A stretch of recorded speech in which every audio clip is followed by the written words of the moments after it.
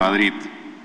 Es un reconocido investigador de temas constitucionales en México, particularmente es investigador del Instituto de Investigaciones Jurídicas de la Universidad Autónoma, claustro que le ha hecho importantes reconocimientos por la trayectoria académica que tiene dentro de él, así como el Sistema Nacional de Investigaciones lo ha reconocido como investigador nacional nivel 3. Profesor, bienvenido.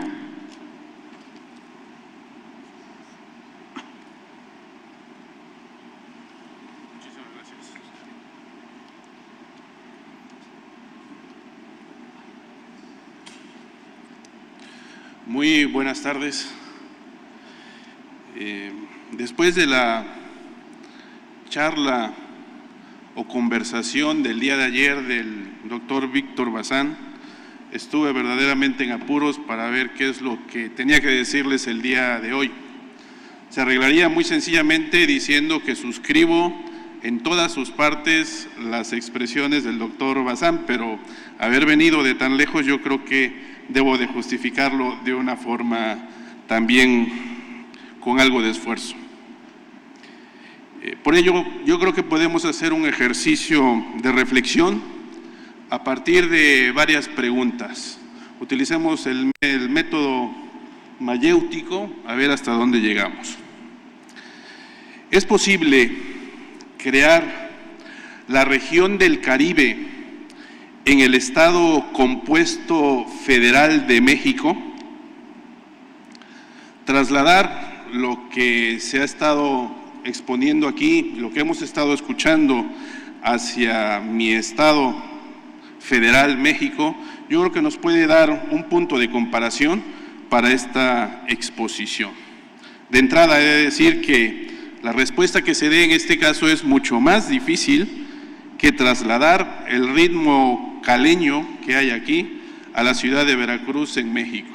Así que tiene su dificultad. En la Constitución mexicana tenemos un artículo que está diseñado exprofesamente para los municipios. Dice el artículo 115, fracción primera: la competencia que esta Constitución otorga al gobierno municipal se ejercerá por el ayuntamiento de manera exclusiva y no habrá autoridad intermedia alguna entre este y el gobierno del Estado. No hay nada que medie entre un ayuntamiento y el correspondiente nivel local. La experiencia, por supuesto, es que existían los jefes políticos, caciques, que nombraba el gobernador, el titular del gobierno local, y a través de ello, a través de esos nombramientos, de facto llevaba un control de toda la entidad federativa. La experiencia demostró que había que prohibirlo y por lo tanto va dirigido este artículo a esas autoridades intermedias políticas que la Suprema Corte de mi país ha utilizado para quitar de en medio cualquier ente que se cree entre el municipio, ayuntamiento y la entidad federativa. Tenemos el artículo 117, fracción primera de mi texto constitucional, que dice: los estados no pueden en ningún caso celebrar alianzas, tratado o coalición con otro estado ni con las potencias extranjeras. El entendimiento de esta norma constitucional pasa indudablemente por una comprensión política. Lo que se quería evitar, estamos hablando de 1917, lo que se quería evitar era que entre estados se pudieran organizar y hubiera, por supuesto, un levantamiento en contra del gobierno federal. Este precepto, no obstante, es bastante amplio como para permitir en varias ocasiones a la Suprema Corte de mi país que entre los estados no puede haber tampoco una organización que ponga en entredicho el régimen del sistema federal. Además, el texto de la Constitución, si lo repasamos, pues no encontramos en ninguna parte que haga una referencia puntual y expresa a lo que son las regiones. Está construido el sistema federal en consecuencia de una manera tal que no admite de entrada lo que son actividades de cooperación que pueden darse entre municipios o incluso entre entidades federativas. Tomen ustedes en cuenta que el estado de Oaxaca, por ejemplo, tiene más de 500 municipios. Esto daría pie, por supuesto, a que diversas regiones dentro de la entidad federativa Oaxaca se pudieran organizar y pudieran hacer múltiples actividades.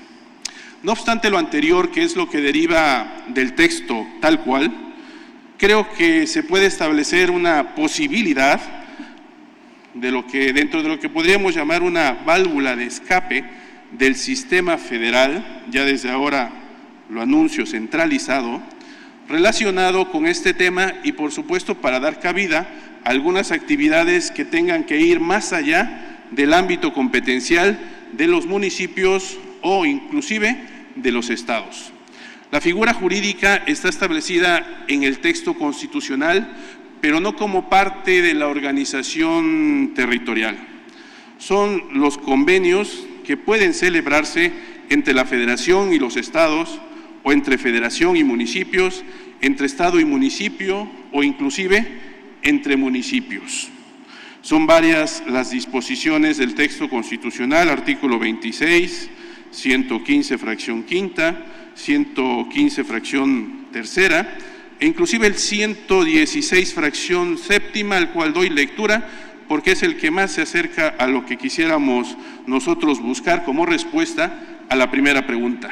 Dice este precepto: la federación y los estados pueden celebrar convenios por medio de los cuales los estados puedan ejercer funciones de aquella, ejecutar obra o prestar servicios públicos cuando el desarrollo económico y social lo hacen necesario.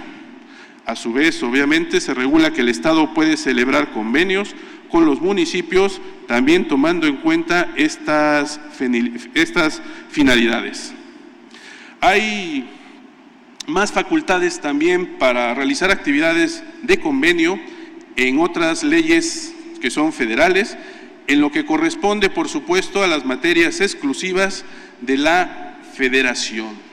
En consecuencia, sí hay una posibilidad de establecer estas actividades más allá del ámbito municipal o incluso estadual, pero tiene que ser en el marco de estos convenios que están previstos en el texto constitucional y que tienen un alcance que no lleva, considero yo, a cambiar completamente la competencia ni de los municipios ni de los estados. Sí, convenios que pueden realizar actividades, pero dentro del marco de cada una de las facultades de las entidades que integran la federación. Pero la región del Caribe podría incluir Yucatán y Quintana Roo. Es la partecita que tiene México, que explotamos bastante, y que ahí podría ser una región del Caribe bastante considerable. Ambas entidades federativas tienen una filiación política en este momento priista.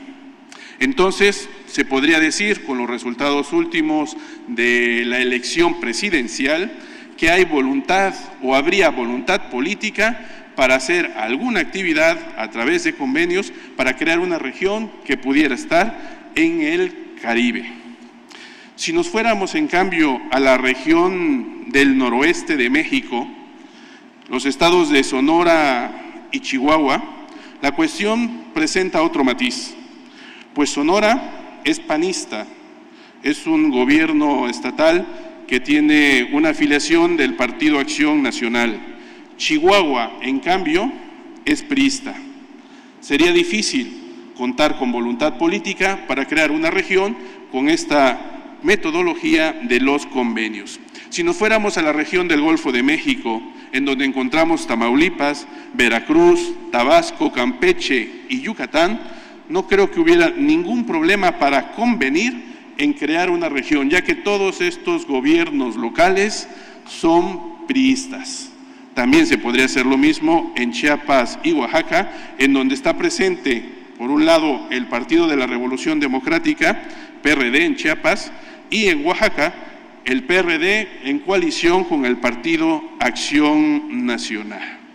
En consecuencia, si bien no hay nada cierto en el texto constitucional, sí hay una posibilidad a través de estos convenios, pero depende esa voluntad política a la que se hacía referencia el día de ayer, a la conformación o filiación política que pueda haber tanto en el gobierno presidencial como en los estatales.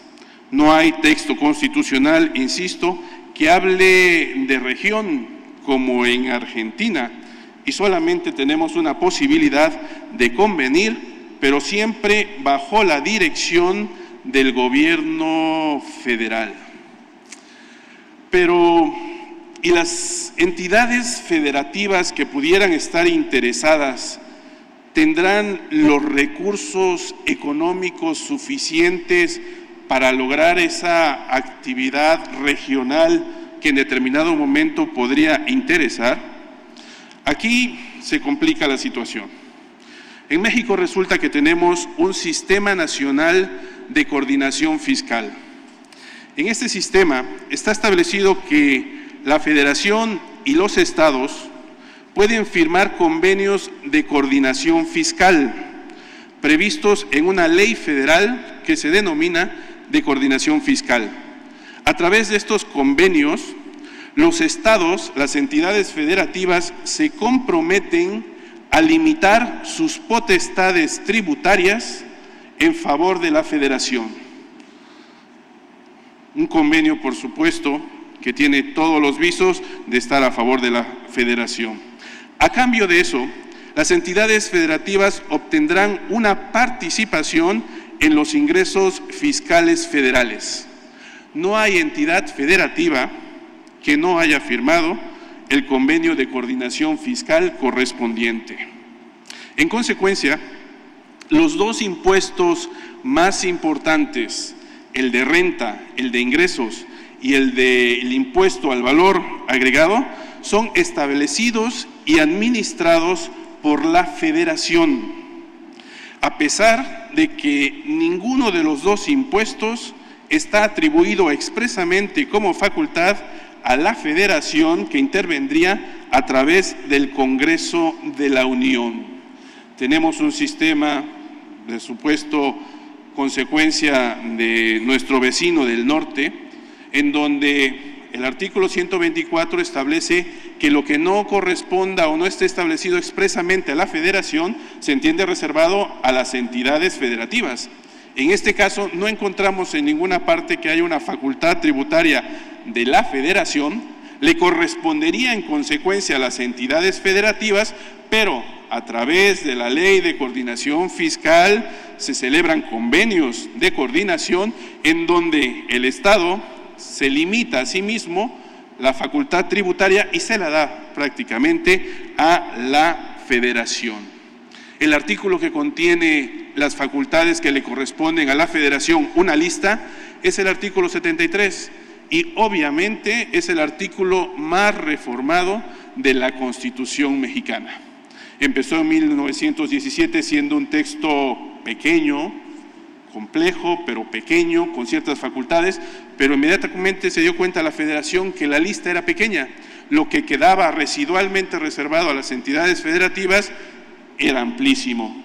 En consecuencia, se ha estado reformando una y otra vez el artículo 73 para, como consecuencia de la regla de distribución de competencias, se le atribuya expresamente a la Federación todo esto.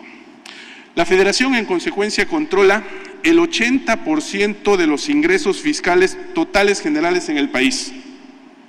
Aunque, claro, la Ley de Coordinación Fiscal prevé algunos fondos de participación.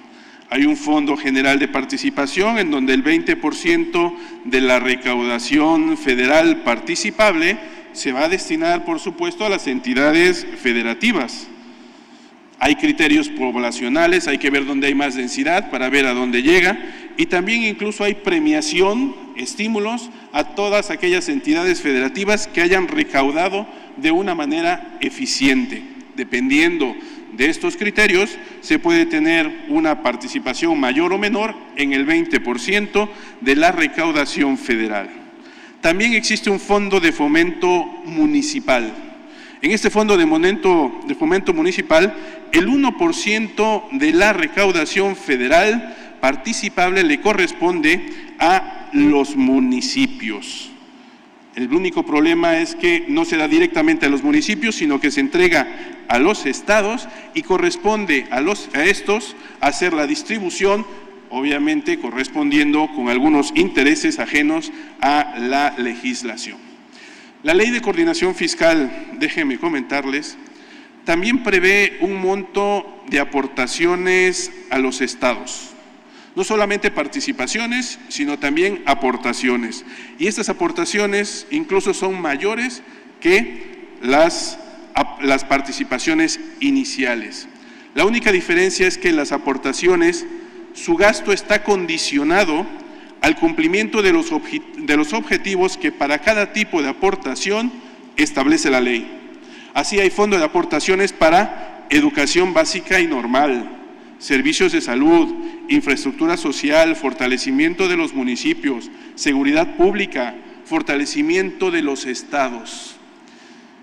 Si nosotros nos quedamos en el rubro de las aportaciones de la educación básica y normal, o en términos generales de la educación, sería una conclusión muy normal sostener que las universidades públicas en las entidades federativas se sostienen principalmente por los recursos que vienen de la federación, a través de las aportaciones con un destino comprometido. La educación, en consecuencia, está en manos directamente de la federación.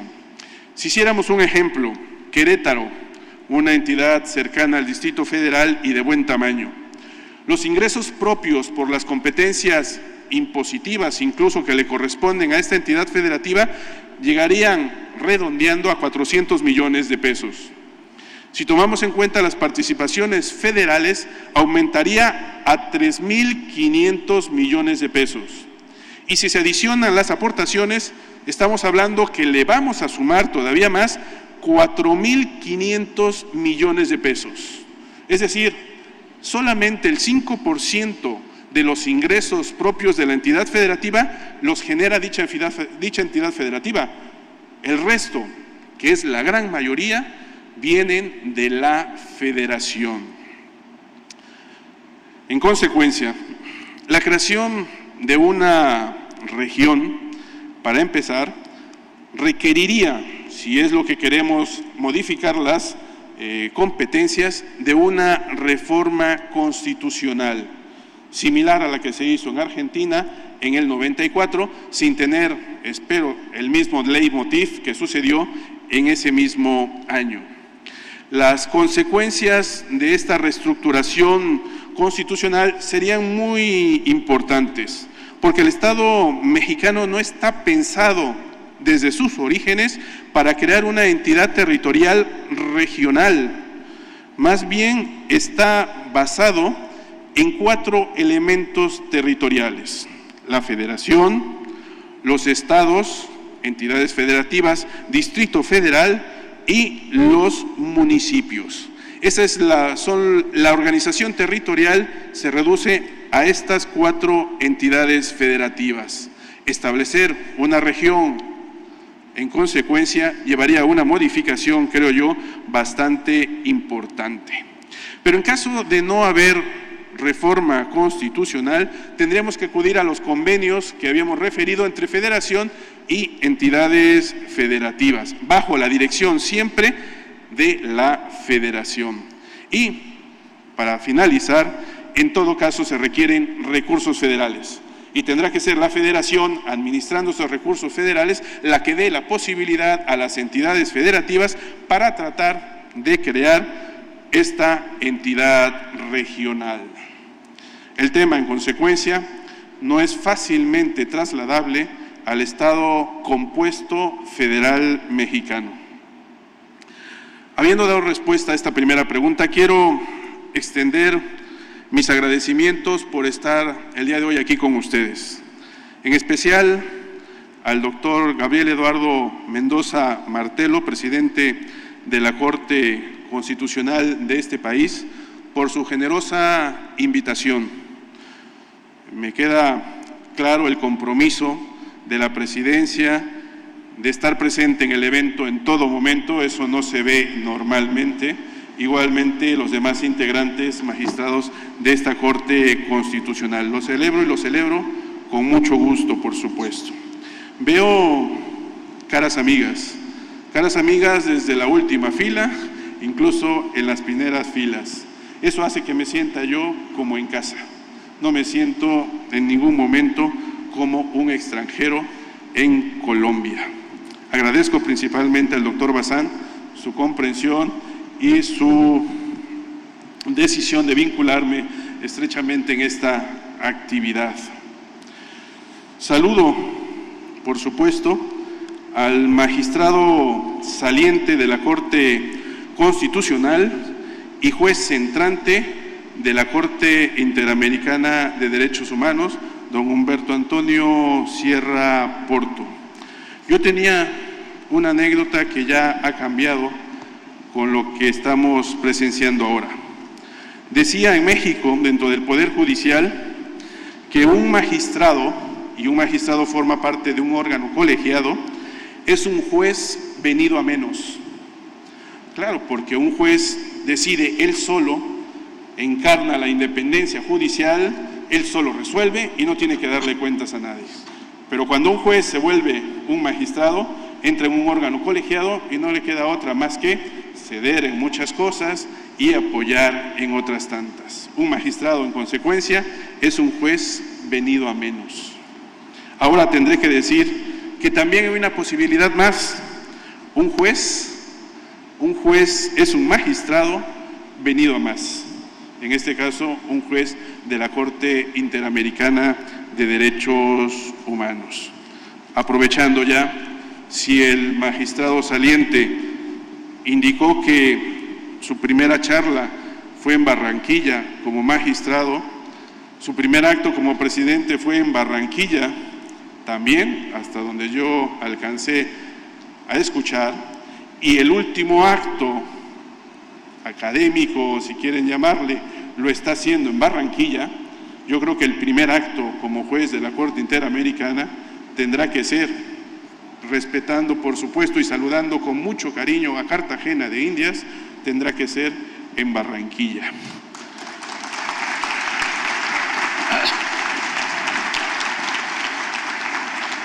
También quiero señalar que así como estaba terminando el día de ayer el magistrado Sierra Porto, también saludo a un amigo en común que precisamente el día de ayer estaba anunciando que terminaba su encargo como rector de una universidad muy prestigiosa en España. Y finalmente, dentro de estos agradecimientos, pues celebro compartir la mesa primero con el vicepresidente, don Jorge Iván Palacio, y también con el magistrado Nilson Pinilla, quien ha estado excelente el día de hoy, y me imagino que siempre ha sido así. O sea que todo está perfectamente bien. Continúo. Entonces, el diseño constitucional mexicano del Estado compuesto federal está centralizado. Tenemos en México un Estado federal centralizado con base en lo que estábamos exponiendo. Históricamente les he de decir que, salvo un interregno de 6 años, de 1836 a 1842, fue el único momento que en México históricamente tuvimos un Estado centralizado completamente. Fuera de ahí, lo único que hemos más o menos cambiado de nuestro Estado federal ha sido la supresión de la Cámara de Senadores en 1857, pero 15 años después la volvimos a instaurar. A partir de entonces no hemos tenido ningún cambio y somos un Estado federal. Si tomamos en cuenta los estados de la región de América Latina, pues podríamos decir que somos franca minoría. Argentina, Brasil, Venezuela y México constituyen las excepciones a una gran mayoría. Ha sido el Estado unitario, centralizado, con grandes esfuerzos de autonomía, como estamos viendo, territorial en este caso, los que han tenido éxito en la región. Si lo trasladamos a los gobiernos, pues ha sido el gobierno presidencial el que ha estado presente en la región. Ha habido, por supuesto, algunos intentos de cambiar un gobierno parlamentario. No ha resultado y lo más que tenemos son algunos atisbos de parlamentarismo en los gobiernos presidenciales. Pero si hacemos una pregunta en relación con los no fumadores, hubo un momento en que nos preguntábamos, bueno, ¿y cómo hacemos para que en los establecimientos mercantiles los fumadores pues no estén conviviendo con los que sí fuman y fuman bastante? Un gran problema que tuvo una repercusión no solamente en México, sino en todos los países. Se trataba de establecimientos mercantiles y por lo tanto era materia federal. Se reformó para dar respuesta a esta cuestión, se expidió, para dar respuesta a esta cuestión, la Ley Federal para los no fumadores. Es una competencia federal. Pero fue impugnada ante la Suprema Corte de Justicia de la Nación, que hace las veces de Tribunal Constitucional, porque invadía una competencia que ya estaba establecida en la Ley General de Salud. La cuestión de los fumadores y no fumadores también tenía relación con cuestiones de salubridad y en esa materia ya se había expedido una ley general. Les recuerdo que en México una ley general es aquella que es producto del legislador, pero en ejercicio de una facultad concurrente, una facultad en donde están inmersas tanto la federación como los estados y los municipios. Lo que tuvo que hacer la Corte en consecuencia no fue contrastar la ley federal para los no fumadores con el texto constitucional, porque no tenía prácticamente nada. Lo contrastó con la Ley General del Sistema de Salud. Lo que llegó a sostener la Suprema Corte, sin llegar a mayores resultados de una inconstitucionalidad, fue reconocer que constituía parámetro para el análisis constitucional de una ley federal, la Ley General. Es decir, una ley federal puede contradecir a una ley general que está establecida en ejercicio de facultades concurrentes. Lo curioso es que la ley general también es expedida por el órgano federal. No hay ninguna diferencia, salvo la material, entre una ley federal y una ley general. Pero nos empezamos a complicar y lo que sí la consecuencia tuvo que ver con las entidades federativas. Cuando se va a expedir una ley local, cualquier entidad federativa no solamente tendrá que ver su constitución local, tendrá que ver la Constitución Federal, porque la Constitución Federal es la que enmarca todo, pero no solamente la Constitución Federal, también las leyes generales que sean expedidas en competencias concurrentes. Decidió la Corte, con esta decisión, restringir el ámbito de competencia local de las entidades federativas. Para la Corte había una habilitación desde el texto constitucional y por lo tanto la ley general que fuera podría regular todo lo que quisiera y la ley local tendrá cuidado de no contradecir lo que se diga en esa ley general. Entonces, la distribución de competencias, nuevamente, aquella que establecimos en el 124, lo que no esté reservado a la federación se entiende que queda, o lo que no esté expresamente dado a la federación se entiende que queda reservado a las entidades federativas, ahora la tenemos que entender de la siguiente manera.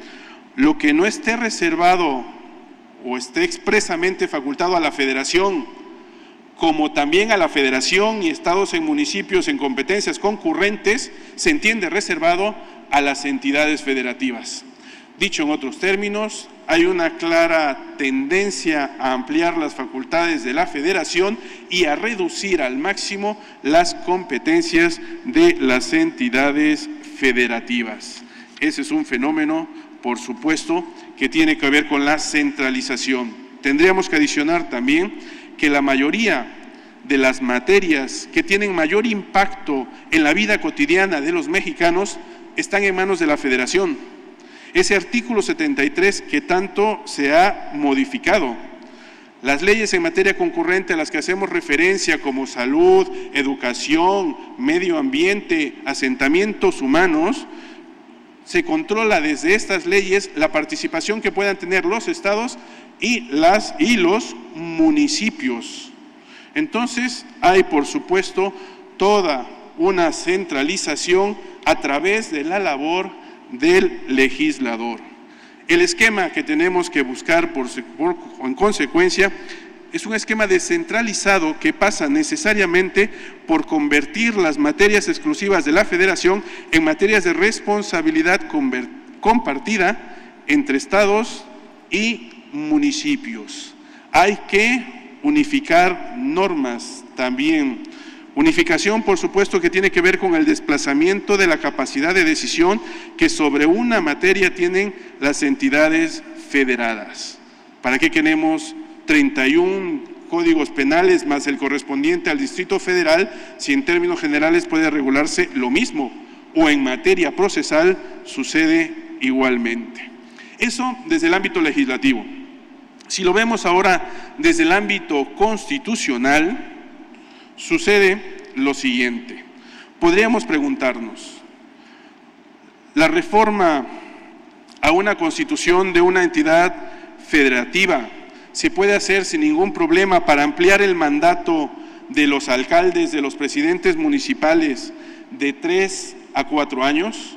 Actualmente la mayoría tiene un mandato de 3 años, pero en la Constitución de Veracruz, por ejemplo, se amplió a 4 años.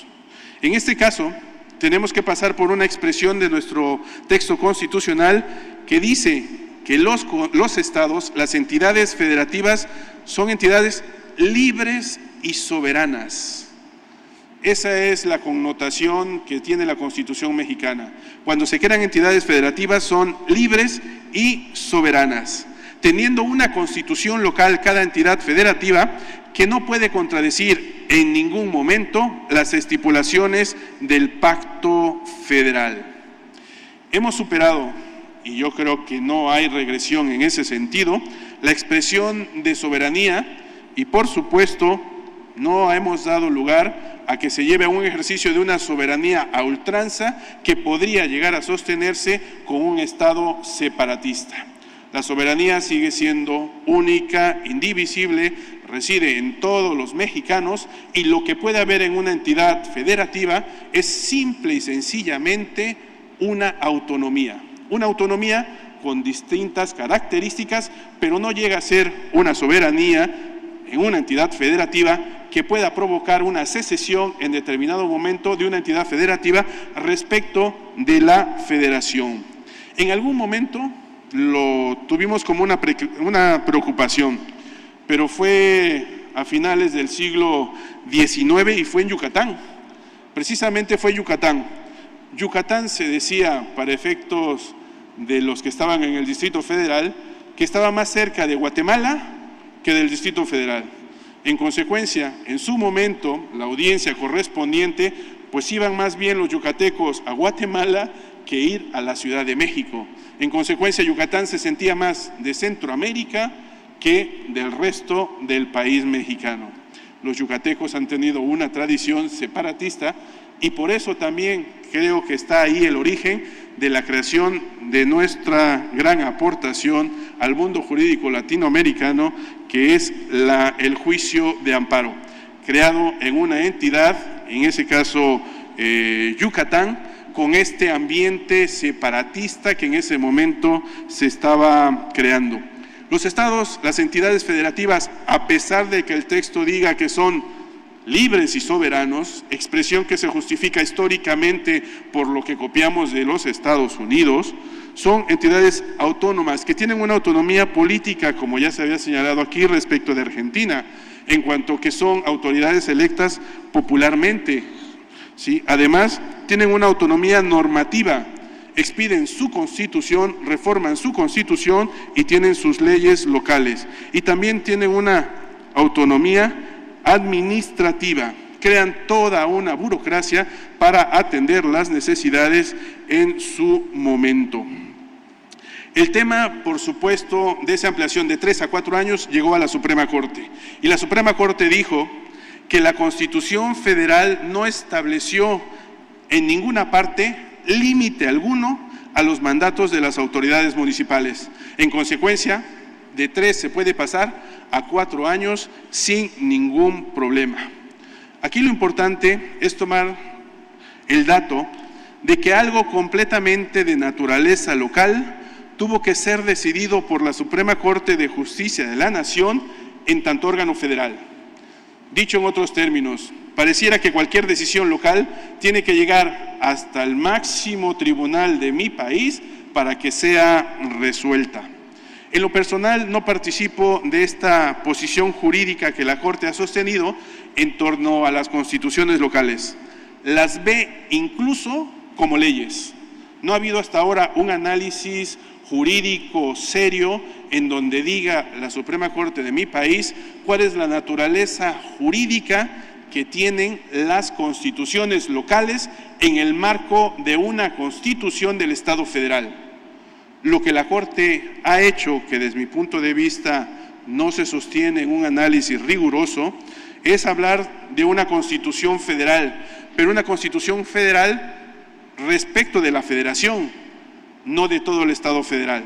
Dicho en otros términos, si tenemos un Estado federal, hay una constitución del Estado federal. Además, hay constituciones de las entidades federativas.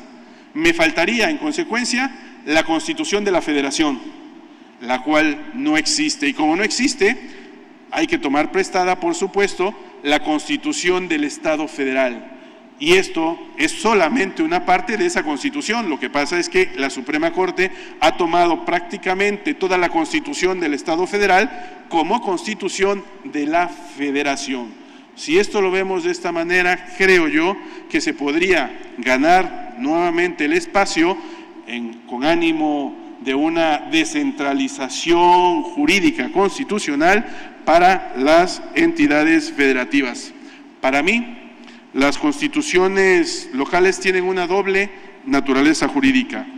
Como texto jurídico supralegal en la entidad federativa, siempre y cuando se mantenga en el marco que le señala la Constitución del Estado federal, y además es un texto jurídico en donde reside la autonomía que tiene la entidad federativa, sujeta siempre al pacto federal, enmarcada siempre en el pacto federal, pero en la medida que esté enmarcada en ese pacto federal, podrá moverse con la amplitud correspondiente sin tomar como riesgo que llegue la federación y la saque de su ámbito propio.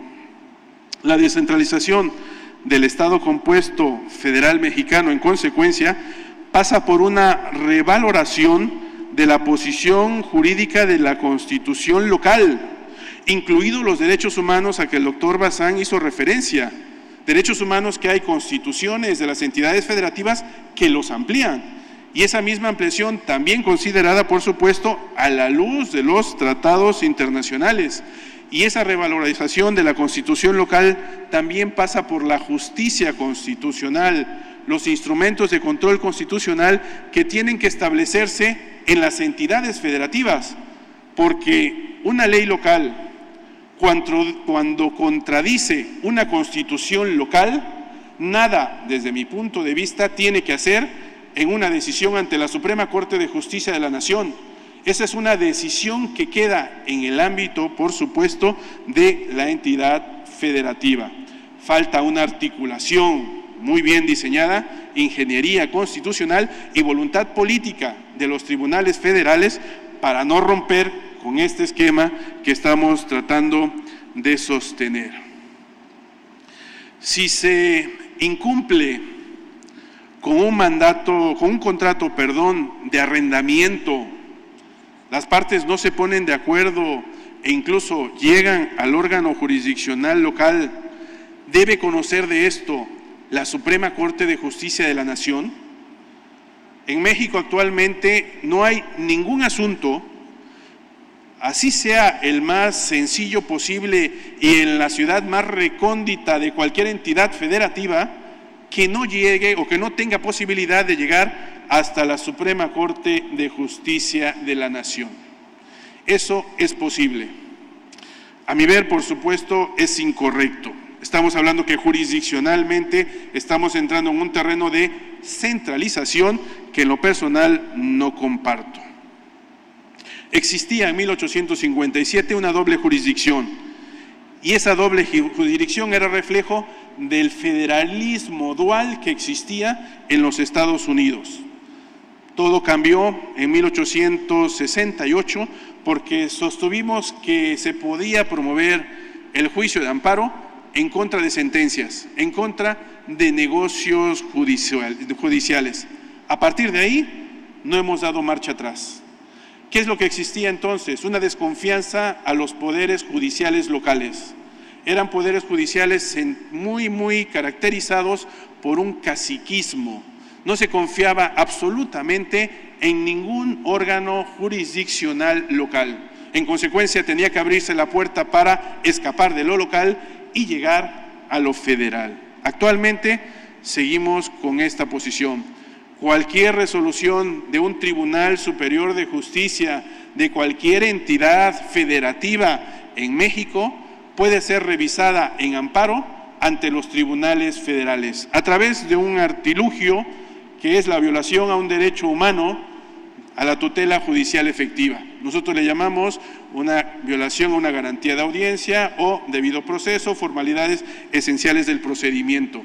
Nosotros seguimos con eso y eso es lo que ha permitido, por supuesto, someter jurisdiccionalmente lo que pasa en una entidad federativa a la decisión de la jurisdicción. Por supuesto que debe haber un cambio bastante fuerte en esta materia y a lo mejor establecer, no digo cerrar el esquema, pero sí establecer una especie de facultad discrecional, un certiorari que permita que solamente ciertos casos con contenido constitucional, con relevancia constitucional, puedan ser impugnados ante los órganos jurisdiccionales federales. Si no tiene ese contenido, no tiene nada que hacer un asunto que es local y llevarlo ante la jurisdicción federal. Termino finalmente.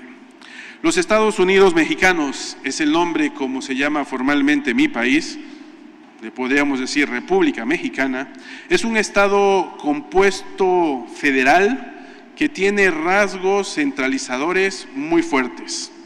El tema, por supuesto, que queda pendiente es la descentralización en estos y en otros aspectos más.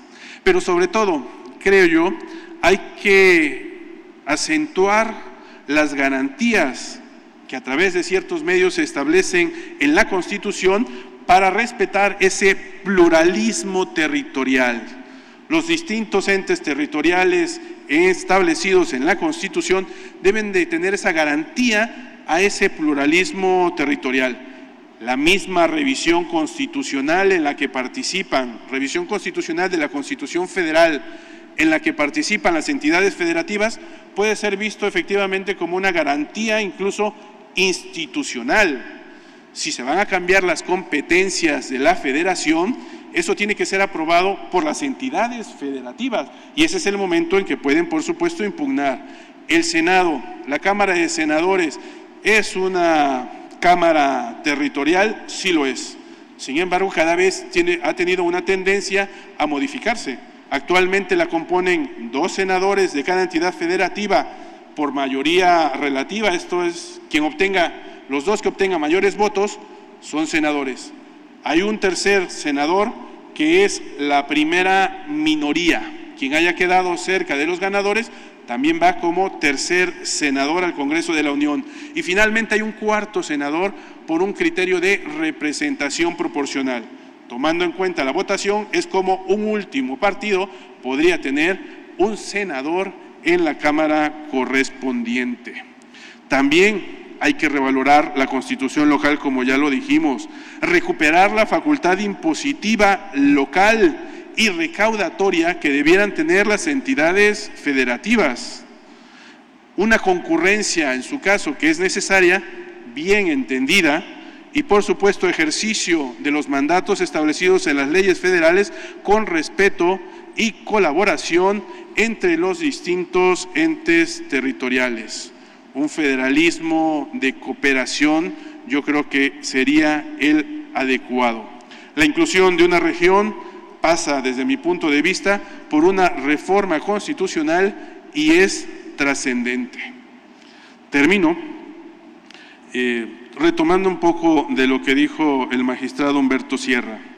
La forma de gobierno influye mucho en el Estado, pero sea el Estado federal o sea Estado unitario, por supuesto que debe hacerse un análisis de la forma de gobierno presidencial porque influye tanto en uno como en otro. Es tal el poder que se tiene en el ejercicio del gobierno presidencial que eso hay que tomarlo muy en cuenta.